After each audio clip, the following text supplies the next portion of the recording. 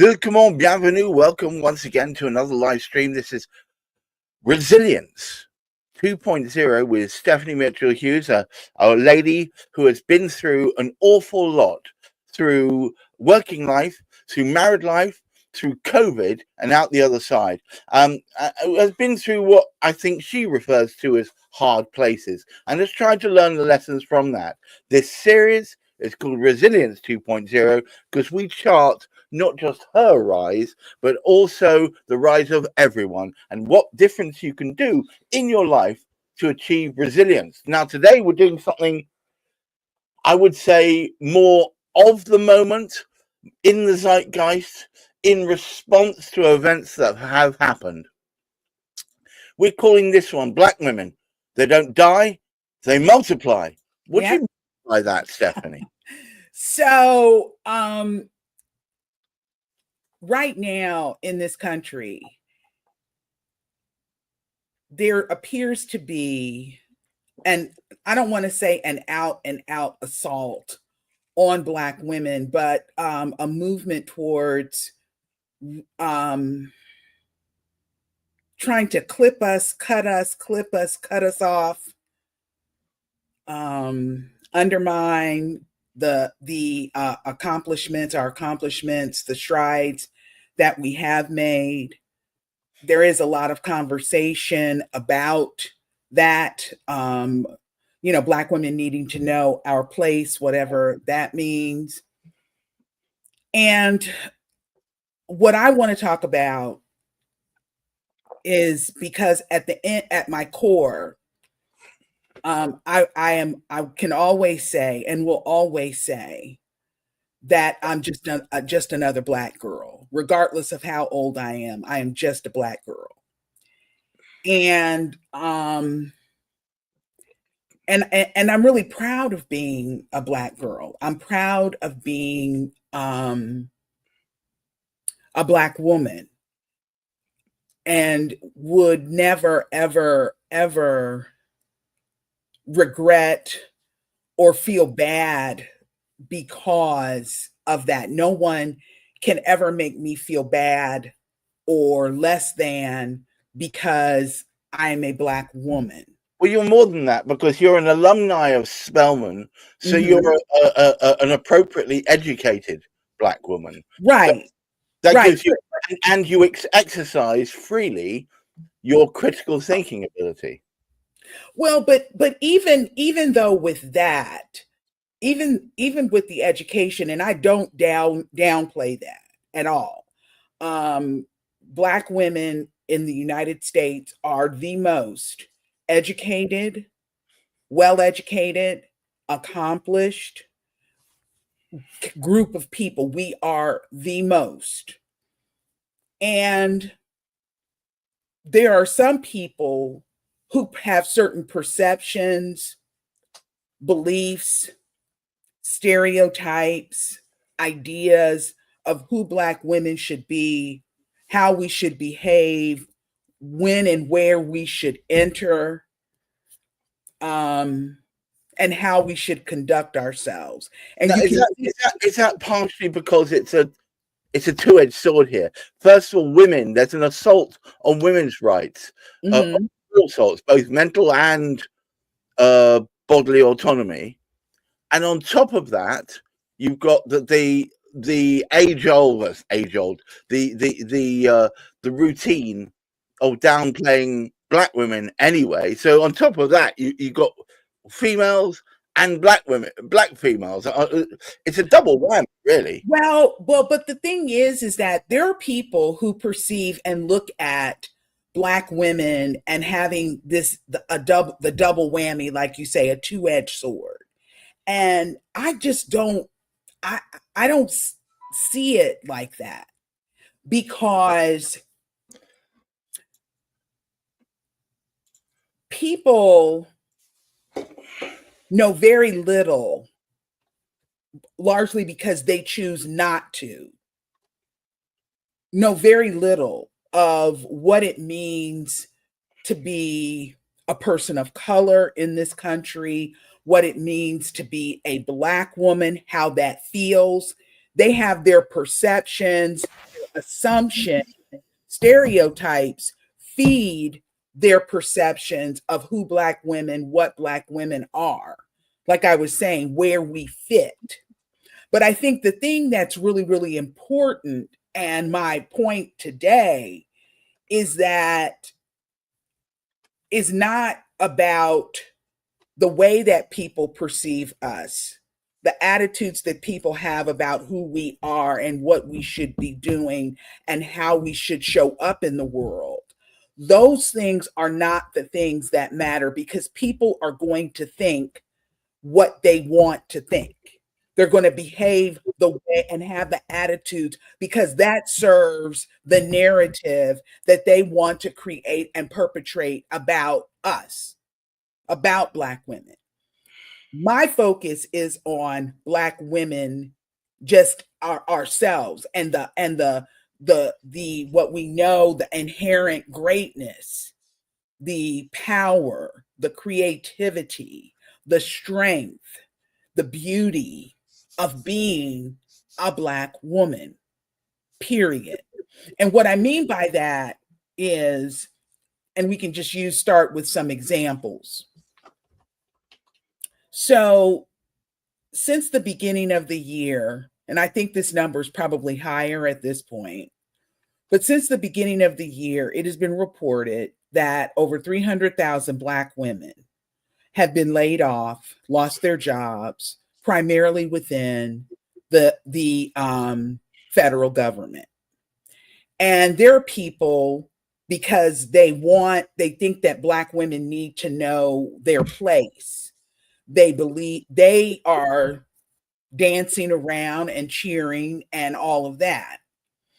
But what they don't understand, and understand and know, is that when you lay off, you remove Black women from the workplace, from a particular company, from a department, what have you, or from a specific position.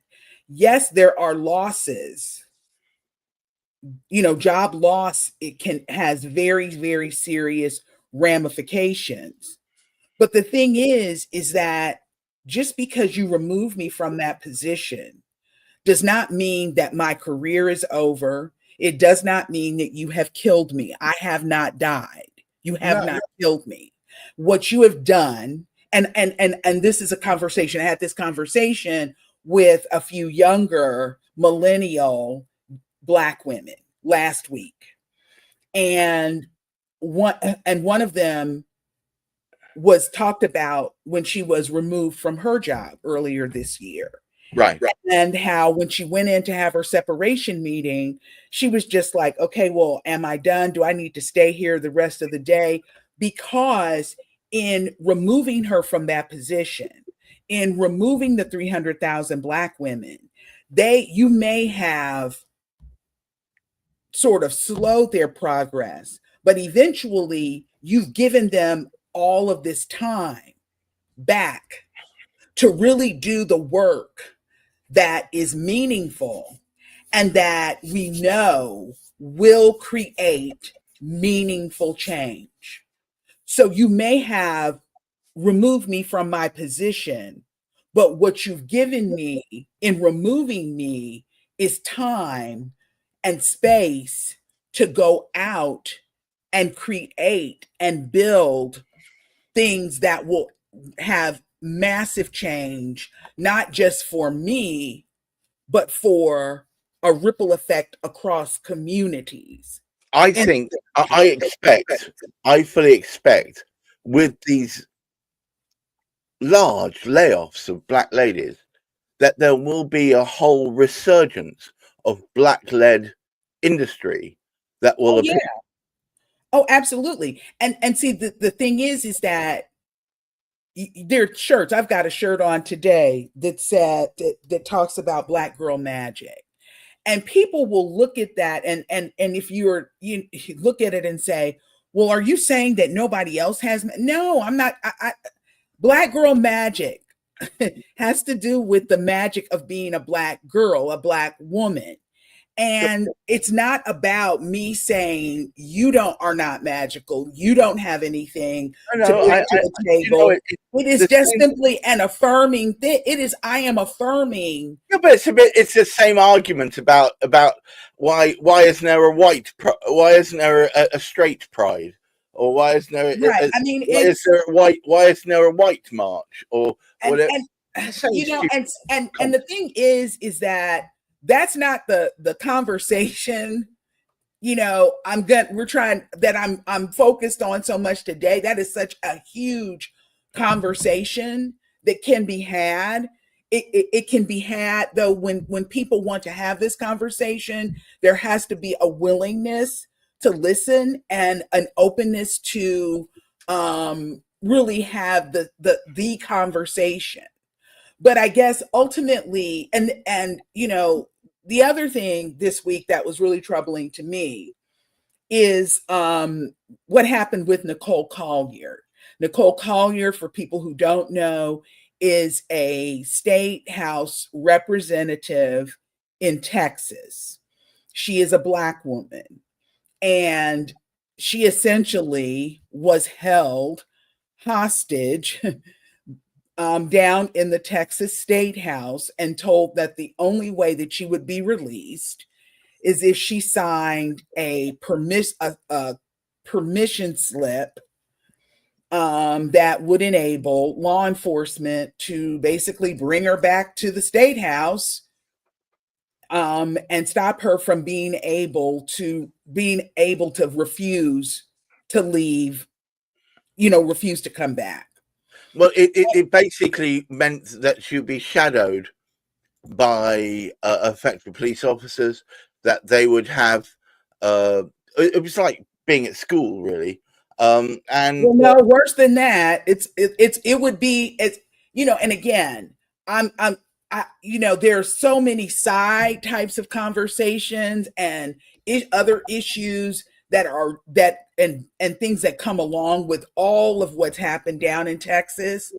But my focus is the fact that she stood, as we say, 10 toes down in the Texas State House and stood up against people who were trying to tell her, restrict her, put her in a position where she basically was going to be followed by law enforcement. yes, And she took a stand. And so, I thought, these are some tough times. well, And it was authoritarian outreach. That's the point. well, and we've had some really tough moments, Yes, issues with people who seemingly want to curate a different narrative of history that isn't real or true. And again, folks can have that conversation, but what I want to say is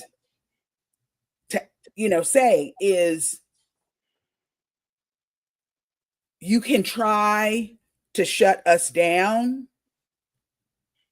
and you may think that we are somewhere crying in pints of Jenny's ice cream or Grater's ice cream or Ben and Jerry's ice cream, if you will.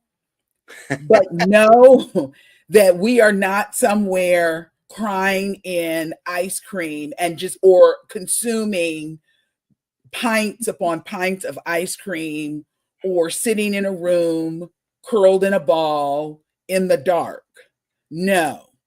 What happens with every generation of Black women is you may think you have cut us down and that we're somewhere licking our wounds, but no, we are being the well-educated, creative, resilient, imaginative hardworking, analytical beings that that we've always been, But whether it there's was been my but there's been a trope that black Mhm, people are not those things. I know when I was younger, black people were painted as lazy and mhm. insincere and not hardworking, indolent, if you like. But And see, but that's see, the that is the narrative. But see, that's someone else's narrative, quite so. another narrative that has been created. And in some respects, people having that narrative, people not knowing anything about what it means to be Black, having no interest in understanding what our life and our culture is, has given us the space to become who we are now.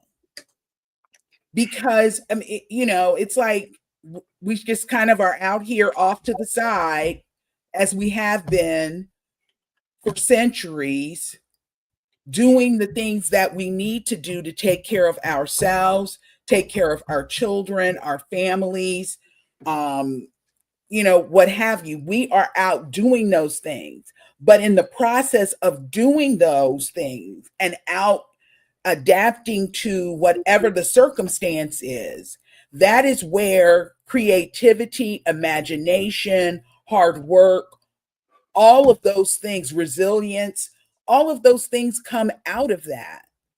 And so it's just like, okay, think what you want to about me, if that makes you feel better, but I know who I am. I mean, that essentially is it. And if and so, we've been here before.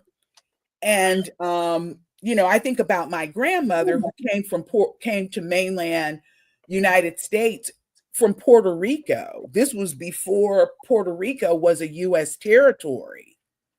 And she spoke Spanish, and she was 4'11". And to quote my grandfather, didn't weigh 90 pounds dripping wet. But she was a very, very tough, strong-willed, hardworking, creative person. Right, She didn't have all of the education that I have, but but that didn't stop her. The obstacles, the resilience muscles that are built because of what it was that she had to do in right, order to negotiate and navigate, because she was born in 1907. right, So she came to the United States when she was in her late teens, early 20s. She right, came to mainland United States right, at that time. So that would have put her sometime in the mid to late 20s, right. 1920s. And so Jim Crow was, live and in Technicolor at that point. Oh yeah, Um, I think that the other thing, and we can wrap it up, but the other group of people, and the other thing that has caused me to start thinking about this, of the brilliance of Black women, the Gilded Age. The Gilded Age is just finished their third season on HBO. The Gilded Age is a series that was developed by, you'll recognize this name, Julian Fellows, oh yeah, who developed Downton Abbey. And yes, it has been absolutely brilliant to watch. And so in the third season, we have learned more Black characters have been introduced, and we have learned a lot historically of what was happening with some Black people during the Gilded Age. you would think, okay, everybody's enslaved, they don't have anything, they don't have this. And there is this whole burgeoning world of middle to upper middle class Black people who Right. would spend summers and spend seasons in Newport, Rhode Island, where the other wealthy white people who were in the Gilded Age where they were, and they had their whole entire ecosystem, set up. We meet some of the first Black characters, Peggy, and we meet her mother and her father during the first season. But Peggy was a writer. Peggy Scott, her character's a writer and a novelist and a journalist. And then we are learning more, and those things are introduced. And I just find that fascinating because, again, these were things that were happening. And this is an example of how Black people were adapting. All right, Stephanie. So You need to draw this to a close. Would you take us home, please? the thing I just want to say is, and I say this especially to Black women and to anyone who may feel, a bit weary right now. Right. You're brilliant. Use the time. If you are one of the 300,000 plus, build your community and build if you have to go out and build a whole new infrastructure, it's been done before, and you all know that. And so use the time to be the brilliant, creative, resilient, talented, smart people, and go out and continue to create.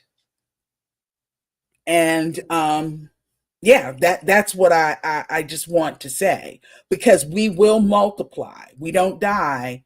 We multiply. There you go. That's Stephanie's siren call to all you 300,000 displaced or plus displaced Black women out there. Take your amazing creativity and apply it to good use, and group together, come together, form communities, talk to each other. Don't wallow in silence. Communicate, create new businesses. Mm-hmm. Well, that's basically what's happening. That is what's happening. I just want them to show them their effective combined middle finger and get on with it and create stuff, new structures, new infrastructures to rival whatever is there, and people will rue the day that they lost your amazing light from their own organizations. That's the way you win. You make them rue that day. And thank you so much, Stephanie, for bringing this forth, because I just don't think it gets enough airtime. No.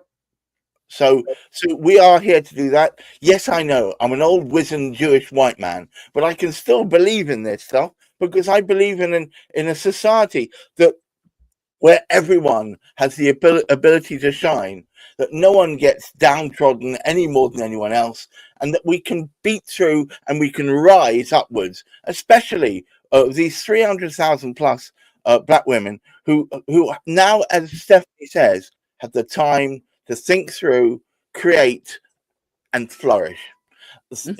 All of you out there, keep your feet on the ground, keep reaching for the stars, and try and look after that mental health. Until next week.